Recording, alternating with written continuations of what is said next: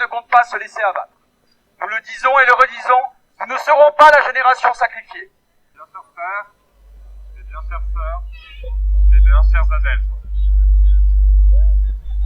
nous sommes réunis en ce jour pour pleurer la mort d'un proche, la mort d'une partie de nous-mêmes, la mort d'un ami, la mort de quelqu'un d'important pour chacun de nous, et par ce morceau qui nous manque à tous, la mort de notre communauté, nous sommes ici, aujourd'hui, pour pleurer la mort du service public de l'éducation. Le service public de l'éducation nous a tous accueillis comme nous sommes nés. Quand nous avons grandi, il nous a éduqués, certes, mais il a fait bien plus encore. Il nous a fait grandir, il nous a fait mûrir, il nous a fait réfléchir. Et nous voulions tous qu'il nous accompagne jusqu'aux portes de notre mort. Je l'aimais, vous l'aimiez, nous l'aimions, alors vous avez le droit de savoir comment nous en sommes arrivés là. Vous avez le droit de savoir comment le service public éducatif est mort.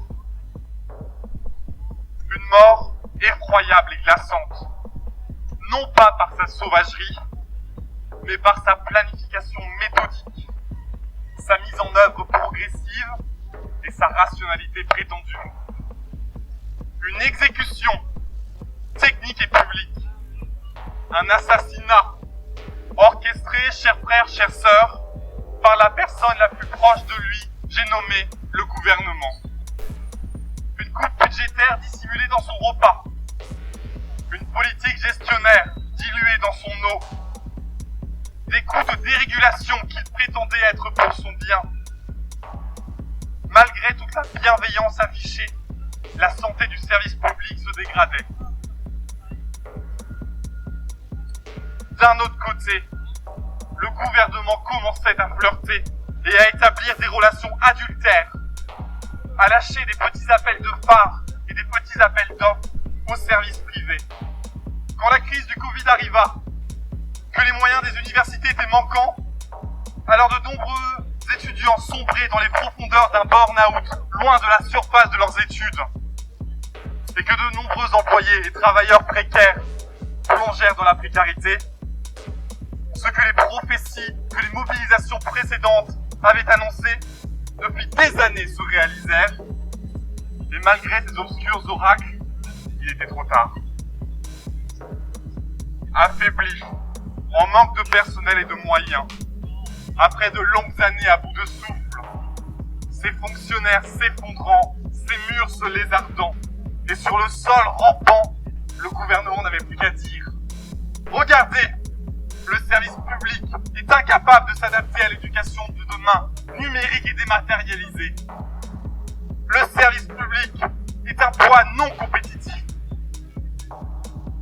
Alors, tous les éléments de la machine se virent en branle. Le point d'arrivée annoncé dès le départ fut atteint, et le nœud patiemment noué depuis des années, il n'y avait plus qu'à tirer un coup sec. Le service public sera inhumé aujourd'hui. Prochainement, ce sera probablement la démocratie qui ira le rejoindre dans la tombe. Avec les lois liberticides passées tous les jours. Avec les mots utilisés pour caricaturer la moindre critique du système. Islamo-gauchiste, amiche, complotiste, séparatiste. Et l'habitude que nous avons pris de voir nos libertés se réduire, il semble que l'ère des prophéties ne soit pas encore terminée. Mais pour sûr, sa tombe se trouvera à côté de celle du pays des Lumières et des droits de l'homme. On avance, on avance. Stop! On dégage les jambes. On prend les photos, c'est bon? Vous savez, je vous ai pris un temps photo, j'ai bien réfléchi quand même. Ça terre, les entendu, ça terre. Et maintenant, on finit de traverser. Et on a un emploi? Et pourquoi on n'a pas d'emploi? Le service public de l'éducation est mort. Et notre avenir avec. Le service public de l'éducation est mort avant de connaître le service public de l'orientation. Il est mort dans la fermeture des CIO, dans la suppression de postes, dans la suppression du BEP pour le professionnel. Il est mort dans toutes ces réformes qu'il connaît encore. Nous avons terminé en terminale la semaine dernière nos premiers vœux sur Parcoursup. Nous ne savons pas comment sera notre avenir. À côté de ça, on a en ce moment même une communication faite par le gouvernement sur le SNU. On avait d'abord un financement de 30 millions. On y a rajouté 30 millions cette année. On est là à 61 millions d'euros. Alors qu'on manque de ressources même dans les lycées. Le service public de l'éducation nous manquera tous. Nous ne savons pas quoi sera fait notre avenir. Voilà, pas de retraverse mal. Donc qu'est-ce qu'on va faire? On va retraverser, et du coup on va le faire en marche arrière parce que j'ai plus d'idée. Et attention, dans le même ordre, sinon c'est pas drôle. 1, 2, 3. Et on tombe pas, si on tombe c'est des points en moins. Et ça trou de la sécu, c'est dur à dire. Stop, on est allé trop vite, bah voilà. Je m'occupe pas de vous, faites n'importe quoi, bravo.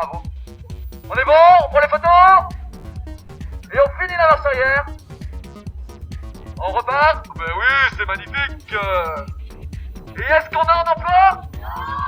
Bon. On a droit à l'assurance chômage. Non, l'a perdu.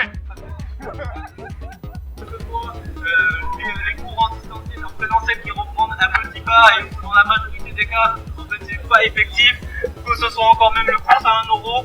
Bon, d'une part, je pense que le cours peut se le permettre parce qu'il y a moins d'étudiants dans les villes et d'une autre part, on voit, on n'a pas beaucoup à manger en fait, hein, c'est des petites quantités. On voit dans des villes, dans le Crous à Toulouse, à 13h il n'y a plus rien. À Lyon, le Crous c'est un sandwich. Donc bon, il faut voir que tout ce que met en place le gouvernement, c'est des mesures cosmétiques, c'est que des miettes. Alors, j'ai une question. Ici, on a tous un gros problème. Parce que des phrases du président, on en a plein. Et celle qu'on avait eue avant la traversée de la rue, c'était que pour faire la révolution, il nous fallait un emploi. Donc on est bien embêté parce qu'on n'a pas d'emploi et qu'on peut pas faire la révolution, donc c'est quand même problématique. Donc, soit on décide de pas l'écouter, mais bon, notre président il est quand même bien, hein, voilà, on va pas se mentir. Donc on va l'écouter.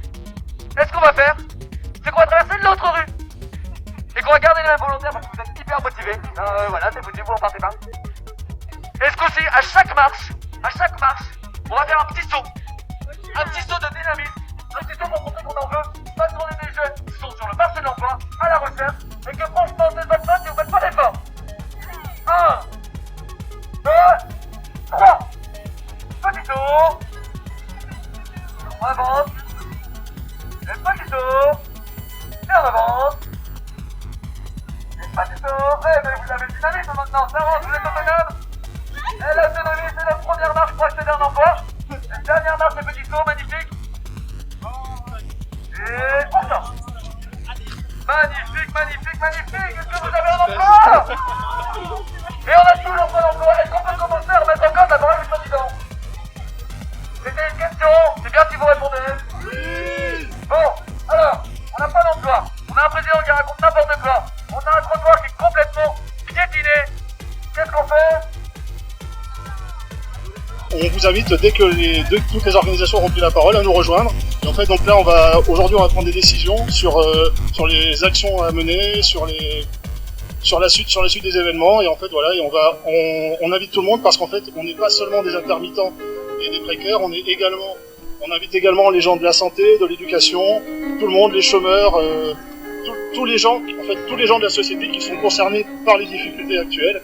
Et en fait, donc nous, on veut juste que les luttes convergent et qu'on soit tous ensemble, pas juste chacun dans son coin, et que voilà, on revendique tous ensemble l'essentiel de ce qui va se faire pour la suite.